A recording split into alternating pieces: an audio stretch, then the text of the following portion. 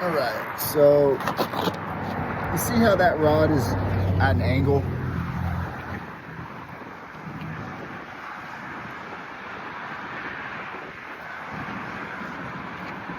I don't have it up like this, okay?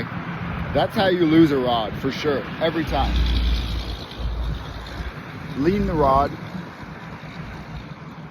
so it won't get pulled over as easy.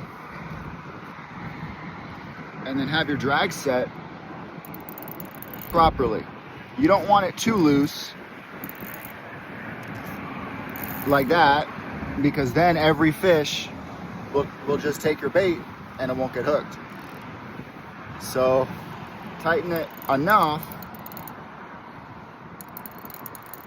to where it'll get pulled out, your rod won't go flying over, but you'll have enough tension on that line to hook a fish. Especially if you're using circle hooks. That's what they're designed for. So yeah, I hope this tip helps. I'll see you on the next one.